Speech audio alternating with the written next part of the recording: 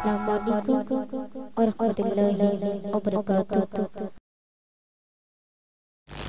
ভাই মানুষ বসিরহাটের পরিবর্তন চাইছে, বসিরহাটের এমপি পরিবর্তন চাইছে। মানুষ স্বতঃস্ফূর্তভাবে এই এত রাতেও হাজার হাজার প্রায় হাজার দশেক মানুষ হবে এখানে উপস্থিত হয়েছে। সকলে এখানে আসতে পারেনি।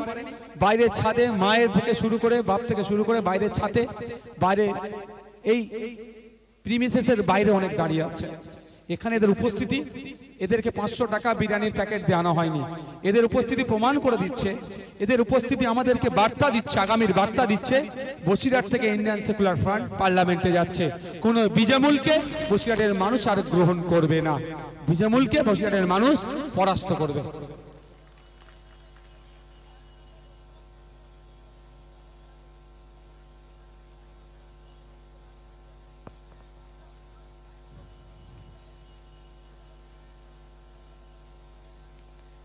দেখুন ব্যাপারটা হচ্ছে প্রশাসনকে তো এখন পকেটে করে নিয়ে ঘুরছে, এটাই হচ্ছে দুঃখের বিষয়। প্রশাসনের কাছ থেকে আমরা নিরপেক্ষতা চাইবো, বারবার চেয়ে আসছে, আগামী দিনেও চাইবো। কিন্তু বেশ কিছু প্রশাসনের ডায়মন্ড হারবার সহ বেশ কিছু জায়গাতে যেভাবে আপনার শাসক দলের হয়ে চাটুকারিতা করছে, প্রশাসনকে প্রশ্নের সম্মুখীন করিয়ে দিচ্ছে। তবে একটা কথা আপনাদের মাধ্যমে প্রশাসন সহ সাধারণ মানুষকে বলে দিতে চাই এবং অভিষেক বাবুদের কাছে বার্তা দিতে চাই, বিপ্লব যে সংগঠিত করার কাজে আমরা নেমেছি, যে সমাজ ব্যবস্থা পরিবর্তন করার জন্য আমরা রাজনীতির ময়দানে নেমেছি, কোনো প্রশাসনেরকে মিসইউজ করে গুন্ডামস্তানকে দিয়ে এই আইএসএফের সমাজ বদলানোর আন্দোলনকে আটকে রাখতে পারবে না। হয়তো কিছু সময়ের জন্য গতিটা কিছু স্লথ হলেও আমরা আমাদের লক্ষ্যে আছি এবং লক্ষ্যে অবিচল আছি এবং লক্ষ্যে পৌঁছাবো।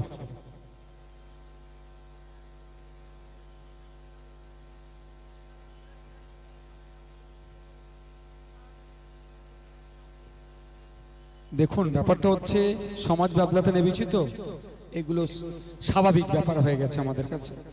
তবে প্রশাসনকে এর জবাবদিহি করতে হবে, প্রশাসনকে আগামী দিনের জবাবদিহি করতে হবে। প্রশাসন যদি মনে করে যে তৃণমূল কংগ্রেসের চাটুকারিতা করবো, তৃণমূল কংগ্রেস 200 বছর ক্ষমতায় থাকবে, তাহলে আমার মনে হয় প্রশাসনের যে ওই বন্ধুরা ওখানে যারা আছেন তারা কিন্তু দিবা স্বপ্ন দেখছেন, জাগ্রত অবশ্যই স্বপ্ন দেখছেন। এই সরকারের সময় শেষ হয়ে এসেছে, একদম শেষের দিকে সরকার এসে দাঁড়িয়েছে। তো এই সরকারের পরে যে নতুন সরকার আইএসএফ গঠন করতে চলেছে, তো সেই সময় কিন্তু ইঞ্চিতে ইঞ্চিতে কড়াই গন্ডাতে তাদের ডিউটিতে নেগলিজেন্সি করেছে, ডিউটিতে পক্ষপাতিত্ব করেছে, এর জবাব কিন্তু আমরা নেব। আর যে সমস্ত প্রশাসনের বন্ধুরা সিট দ্বারা সোজা রেখে ন্যায়কে ন্যায়, অন্যায়কে অন্যায়, নিরপেক্ষতা বজায় রেখে কাজ করে চলেছে, তাদেরকে আমরা সম্মানিত করব, তাদেরকে অ্যাওয়ার্ড দেব, তাদেরকে আমরা উচ্চ পর্যায়ে নিয়ে গিয়ে তাদেরকে ফুল হ্যান্ড খেলার জন্য সহযোগিতা করব, তা ছেড়ে দেবো।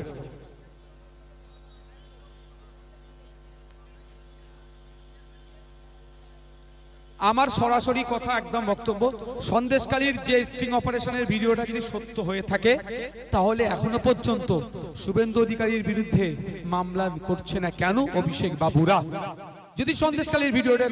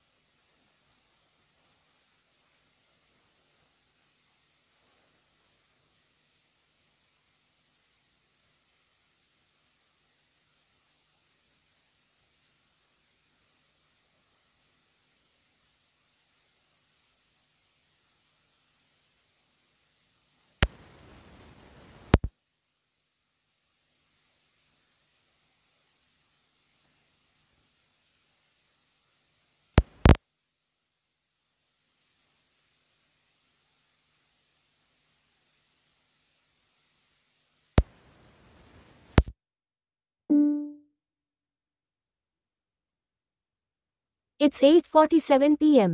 To hear your note. তবে উনি পার্লামেন্টে যেতে পারবে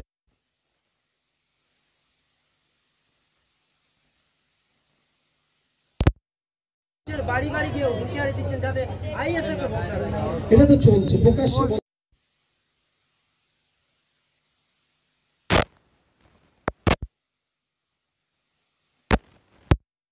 পাত্রর সাথে হাজী নুরুল ইসলামদের দলের একটা সুসম্পর্ক নাগপুর থেকে সেটিং করে দিয়েছে, কিন্তু আমাদের ত্রিকিমালা তো নাগপুরে নাই।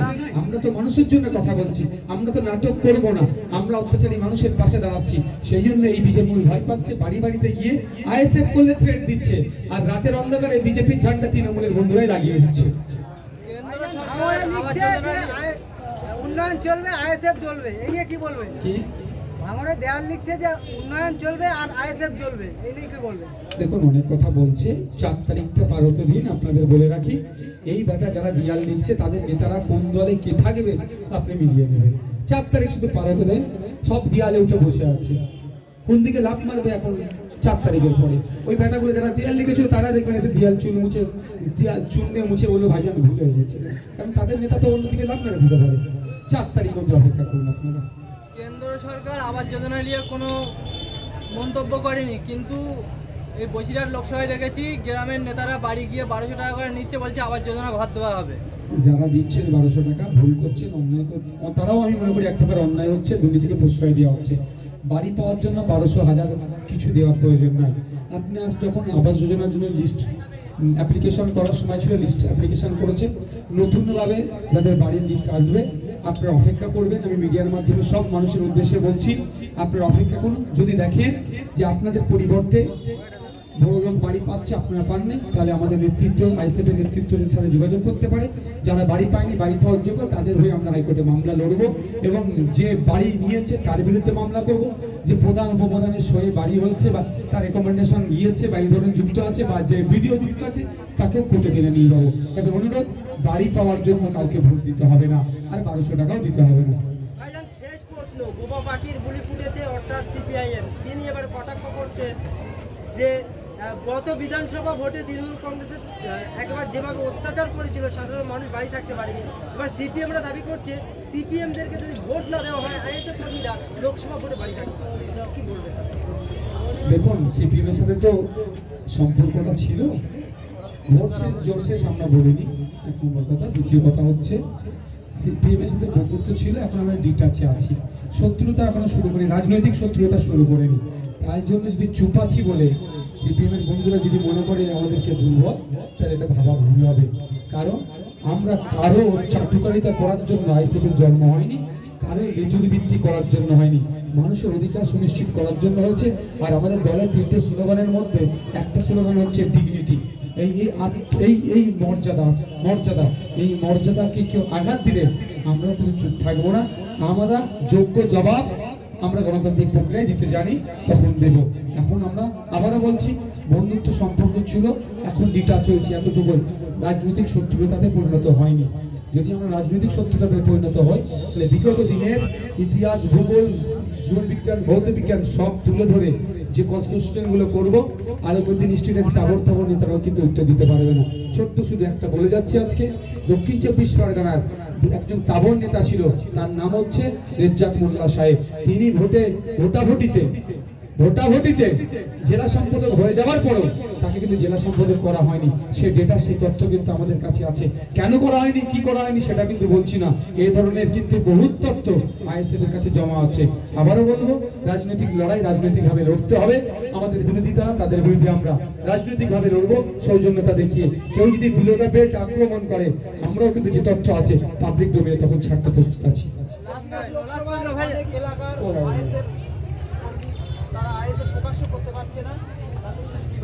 ঠিক আছে, তৃণমূলের ঝান্ডা নিয়ে ঘুরুক, কোনো সমস্যা নেই। শুধু সকাল সকাল যাবে, ইভিএম মেশিন আর সে থাকবে, শুধু বুতামটা খামছি না, টিপে দিলেই হয়ে যাবে। ও তৃণমূলের ঝান্ডা নিয়ে ঘুরুক, প্রথম সাইডে বলুন থাকতে, দাদা যেন দেখতে পাই, তার হয়ে চারটে স্লোগানে দিয়ে দেবে, কোনো সমস্যা নেই। ভোটটা আইএসএফ এর কাছে দিয়ে যাবে। আইএসএফ হলো বিশ্বাসঘাতক দল, ওরা সিপিএম এর সঙ্গে আইএসএফ হলো বিশ্বাসঘাতক দল, ওরা সিপিএম এর সঙ্গে বিশ্বাসঘাতক করেছে, ধর্মের নামে দল বানিয়েছে। কটাই বললেন ভাঙড়ের তৃণমূল নেতা বাহারুল ইসলাম। আমি বেশি কথা বলবো না, প্রথম কথা বলি, আমরা এই এতক্ষণ বক্তব্য দিয়েছিলাম, আপনারা সাংবাদিক বন্ধুই বলুন না, ধর্মের নামে ভোট কখন চাইলাম? এক নম্বর কথা। তাহলে অসত্য কথা বলছেন বাহারুল সাহেব। দ্বিতীয় হচ্ছে বিশ্বাসঘাতক কে কার সাথে করেছে না করেছে। বাহারুল সাহেবকে যদি আমি প্রশ্ন করি, সম্ভবত 1990 এর আশেপাশে ভাঙড়ের প্রায় 70টা ছেলে মেয়ে মাধ্যমিক পরীক্ষা দিতে পারেনি, রেজিস্ট্রেশন হয়নি বলে। কেন হয়নি? বাহারুল সাহেবের উত্তরটা দিতে পারবে তো? প্রশ্ন বাহারুল সাহেবকে আমি ছুড়ে দিলাম, আমি বলছি না কেন। তো বাহারুল সাহেবকে বলুন নিজের চরকায় তেল দিতে, আগামী দিনে তার পথ থাকবে কি থাকবে না, আর তার গুরু যারা আছে তারা কোথায় থাকবে, সে নিজের চরকায় তেল দিতে বলুন।